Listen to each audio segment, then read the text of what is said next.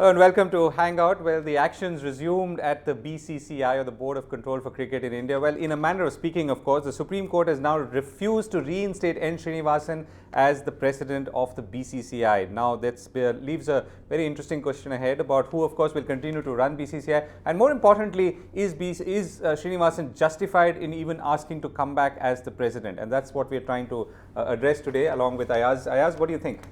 I think it's in fact, it's not a plain vanilla situation, Govind. I must mention, it's a little vexing issue from a legal standpoint also. The argument of Kapil Sibal.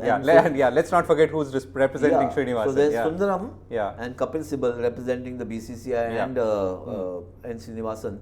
And their argument is that the interim report submitted by Justice Mukul Mudgal and his panel does not hold anything against it. Doesn't have anything against N. Srinivasan, then why shouldn't he be allowed to be reinstated as, come back as president of the BCCI, and more so because the AGM of the BCCI is coming up in September, and all the arguments that they put forward, that he has to sign the documents, the accounts, and whatever else, and then of course the next BCCI chief has to be chosen. So now this is the vexing part. I think from a straightforward position, till the inquiry is complete, he has been asked to step aside till the inquiry is complete. Right. And let's rewind very quickly for those who tuned in late, so to speak. There were allegations of match fixing and spot fixing and betting against Srinivasan's son-in-law, Gurunath Mayappan, because of which Srinivasan was asked to step aside till there was an impartial inquiry completed against him by a committee and headed by a former judge appointed by the Supreme Court.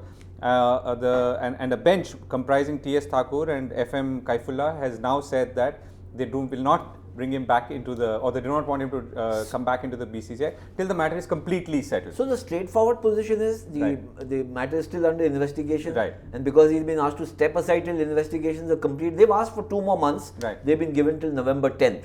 The Mukul Mudgal panel to complete the investigation. So the Supreme Court has said till November 10th you can't come back. So however, the problem is that the AGM is on September 30th. Or the last week of September. And there are a couple of more very interesting questions about what's happening at IPL, at the BCCI vis-a-vis IPL and other matches that are coming up, but we'll come to that in a moment. Abhishek joins us. Abhishek, what's your sense? How should we be looking at this whole, the fact that Srinivasan is for now unable to come back to the BCCI? See, as far as Mr. Srinivasan is concerned, everything is quite crystal clear. If you see the Supreme Court judgment, till why the Mudgal committee was formed, and why was Mr. Srinivasan at the first place asked to step aside as the president of BCCI? The reason was very simple. There were certain things which has to be probed, and till the final report comes, he has no right to be reinstated as president again. Now, one major crisis is coming in, which the BCCI mandarins are saying, is since we have our AGM stated for now. So what we can do is that we can't have that AGM until and unless Srinivasan comes back again, because as far as Silvalal Yadav is concerned, he is there just in interim capacity, and he can't call that AGM. Now, if you see the BCCI history, once during the reign of Jagmohan Dalmia, the AGM was postponed by one full month, and working committee took that decision. So I think the BCCI should wait for the final report, which they are going to actually do. And as per the information which is coming in, the BCCI mandarins, they have decided they will go once the final report is out. And looking at the report, then only they will call for AGM. And the committee which has been working on till now, that committee will be deciding on the affairs of BCCI till then.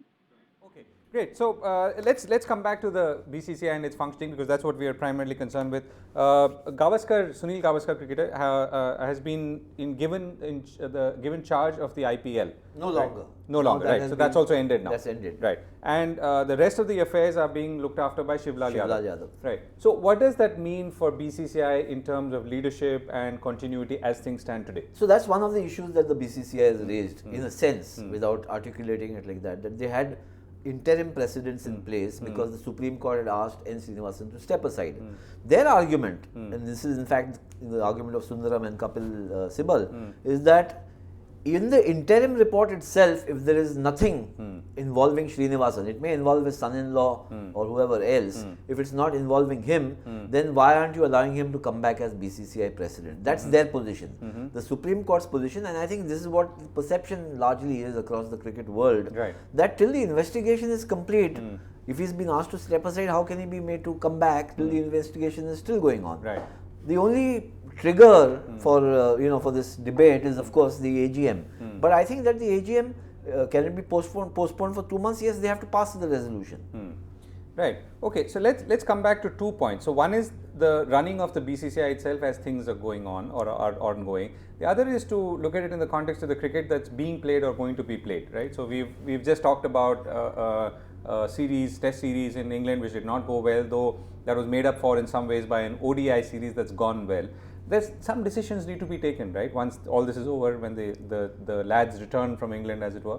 It's a big year actually for Indian cricket because they've got a home series against West Indies, then the tour to Australia, then the World Cup. So in purely in cricketing terms, it's a big year. Also, I think from an administration point of view, it's a big year according to me. The last deal that they've struck with a sponsor for the West Indies series has actually not fetched them the kind of money that the BCCI normally expects. Right. Now there are arguments for, and the BCCI says the market is not good enough and it needs to be kind of the money is not enough. There's not enough money in the system. But some people are arguing that other leagues have sprung up, other sports are getting prominence. So cricket is not the only sport that Indians will look for. So. Right. All kinds of, there are many dynamics at play. How long has it been, Ayaz, that all this has been, sort of brewing and going on? I think almost a year. Almost a year. Yeah. So, you've had the Pro Kabaddi League, then you've got the ISL, which is the soccer league, which is coming up. You already have the India Hockey League. And all of this running simultaneously with cricket. BCCI's I mean, there's no comparison between cricket and any of these leagues. But even so, there is more, for every viewer's bandwidth or every sports consumer's bandwidth to have so much is obviously there's some elbowing. So when will the real impact start being to be? I mean, when will it really start seeing the impact of all of this problems at the BCCI, the lack of clear leadership, the fact that someone like Srinivasan is not coming back? I think it's going to start brewing, the politicking now, because the AGM is due at the end of the month. If it is postponed, remember, the next president has to come from the east zone, according to the protocol. Okay. And it was thought, or it is believed, that the east zone would actually nominate N. Srinivasan to come back as president of the BCCI. Right. In which case he would hold two positions, as BCCI president as well as the ICC chairman. Now, with this kind of a thing becoming a rigmarole, see, when state associations get a little wary whether the person they would want to support or they are supporting may not be allowed to contest at all or be there, then the equations change very rapidly. Right. So we'll have to wait and see. And I think that the joker in the pack could be the Gujarat Cricket Association now, which is now headed by Amit Shah. Okay. Okay. So Abhishek, how do you see the coming series, all the cricket that's going to be played, including the World Cup ahead? And as I said, it's a big year. In the context of the fact that the BCCI is obviously either no leadership or uncertain leadership. See, two things are crystal clear. When I had a word with one major BCCI official yesterday, he was saying if we have working committee that they can very well take any decision. Supposedly, Indian team performed very badly in the test series. Then it was the working committee which decided to appoint Ravi Shastri as the director of sport. Director of cricket, and there was a turnaround which he was saying. So you can say that they feel this ad hocism can continue and we should wait till the final report is there. On the second hand, some of the officials are also saying it's part of BCCI inner politics. What they are trying to do is that there are many adversaries of Srinivasan within the BCCI, and they are waiting for one opportunity. And if the report indicts him in any further manner, then someone like Rajiv Shukla is a contender for BCCI president, and he can be backed by many other people. But Ayaz is very right in saying one particular thing. Since last 1.5 years, we are seeing post IPL, other leagues trends are catching in, and we have seen Pro Kabaddi League and many other leagues coming in, which right now it can be said that there is chalk and cheese difference between cricket and other leagues, and cricket is way ahead. But you can't take a guarantee if you have ad hoc board like this that this trend is going to continue over the years. So it's high time, be the sponsorship right, be the different rights, that cricket needs to think as to how it can maintain its leadership position over the years. And this can't happen with this ad hoc committee, because beyond a point, you need a leader at the top who should have a vision, who should have a roadmap for the coming 3 or 4 years. And this is not happening with the BCCI as of now.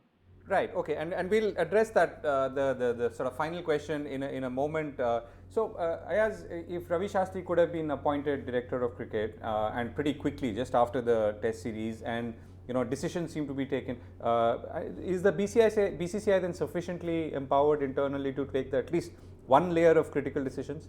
They can. I mean, for instance, there's a whole selection panel. If immediately after this tour, if they decide, suppose, I'm saying hypothetically, that they don't want Fletcher as the coach, they can take a decision, the working committee, and communicate that to the selectors or to Fletcher directly. Likewise with Dhoni's captaincy, in case if they don't, for the test. If they don't want him, or they want to rest him, they want to try out Virat Kohli, they can take that decision. You don't have to wait for Srinivasan or some other BCCI person to become a president to take that decision. This is but so therefore but there is a layer above that, the bigger decisions about cricket, BCCI, the future, which really require leadership. I mean, it's like a company without a CEO. So you might have a working committee, you might have a board of directors, but you have somebody to steer the organization ahead, which is what the job of the BCCI president is. So let's say, so obviously we're not going to get into the Supreme Court decision, but assuming, let's say, the Supreme Court gives him a clean sheet, right? Is he then the best man for the job? Well, then he is the I mean, ipso facto, then he has to come back if they find him he has to get back his position, reinstated, and then therefore he has to contest the elections again if he wants to continue as BCCI president. Indications are that he would be nominated by the East Zone. So it seems that within the cricketing fraternity, the administrators, Srinivasan is still a front runner. But as I mentioned earlier, equations change dramatically when you find that somebody is not going to be in a position of power. Then, as you know very well, that everybody starts fleeing. They run in the other direction or in all kinds of directions. So I think that what Srinivasan is looking for. But is he justified? I think that's the other question we are trying to ask today. Is he justified in asking for reinstatement? But you see, if he has no choice, actually. Yes. No, but the point is, if he is legally found by the Supreme Court to be not guilty, then you and I can talk till kingdom come. Right. I mean, he's been right. found He has not every guilty. he has every right to come back into that position. Though it's been argued that he ought to have stepped aside. No, that's the moral position. Yeah, exactly. I'm saying that the legal position is that, very clear, and he's been pursuing the legal position. Yeah. So he's been saying, even if my son-in-law has been, he's at the center of whatever the investigation, I'm not to be blamed for it. Yeah. While you would say a moral position is okay, the fire's in my backyard, I must go first. Right. Okay. So Abhishek, let's come back to the question. Given the kind of cricket that we have ahead, given where BCCI stands today in terms of its leadership lineup and so on, what needs to be done? And obviously the Supreme Court is unlikely to finish with this, though they've expressed displeasure at the delay. It's unlikely that we'll have a clear result in what, weeks or months? I think they're going to contest this. BCCI is deciding to appeal again, but I don't know what will come of it. Okay. So Abhishek, what's your sense? What can be done in order to ensure that things are under control or get back under even keel? See, right now there are two sides of the story. If you will take the legal story, legal thing will take its own course, and depending on the verdict, BCCI will have to decide accordingly. And ultimately, if he gets a clean sheet, he is all set to be the president if you see the inner power politics in BCCI is concerned. But the second question is that our question, we are also as a journalist, as a viewer, stakeholder in seeing the upliftment of the Indian cricket, and it needs a decisive leadership at this point of time. Now the biggest question is how to ensure this decisive leadership. For this, as Mr. Sasank Manohar has said, BCCI could immediately call their working committee meeting and at least decide about a road ahead as to where it wants to go, because certain things are going to be decided then and there, because it's a big cricketing season. Last year at Mr. Sunil Gavaskar became interim chief of the you can say looked after the IPL, but there are now IPL season 8 coming in. The World Cup is coming in. Many itineraries needs to be decided. And the largest issue is that how to increase the coffer of the board. If you will see the board, the richest board of the world has got stuck somewhere down the line since last two and a half years. So until and unless a roadmap is drawn for that, I can see Indian cricket struggling in this aspect also in coming 1.5 years. So these things need to be decided, and this decision needs to be taken by the present board setup. That is Shivlal Yadav and different board association. Till the final president is decided, this is how we want to go about it. Because until and unless the board gives clean chit to Mr. Srinivasan, he can't be reinstated as president. That is the reality. Okay, thank you, Abhishek. Ayaz, last word. Well, the board can't give a clean chit to Srinivasan until the Supreme Court gives him a clean chit. So everything depends on how the Supreme Court sees. They'll ask for a review of the decision not to invest. And what are we losing out while we wait for this? I mean, while we may have no control over it, but what are we losing out? I think it's the reputation which is getting sullied further and further. I mean, there is while there is a lot of wealth around Indian cricket, there's also muck. So if you ask me what are the challenges ahead, sure, certainly we have to remove this muck. And around the IPL, which is your showcase event, then you have to look at beefing up our test performances and our test team, because they've been rather miserable. So it's a very lopsided growth in Indian cricket. So there are some cricketing issues, there are organization issues, there are long-term revenue issues. You imagine a situation where your BCCI president is under scrutiny from all kinds of investigation agencies, and he's also chairman of the ICC. So there is a bit of a, it's a mighty conundrum there. Now that needs to be reconciled at some stage. And I'm saying let Supreme Court take a month more, the Mudgal panel. Instead of 2 months, let them take 3 months. But let's resolve this issue once and for all, because it's just adding too much dirt to Indian cricket. Right. On that note, we've run out of time. Ayaz, thank you very much. And that's all we have time for on this edition of India Hangout. We're going to be back very soon, which is in a day. Thanks for watching.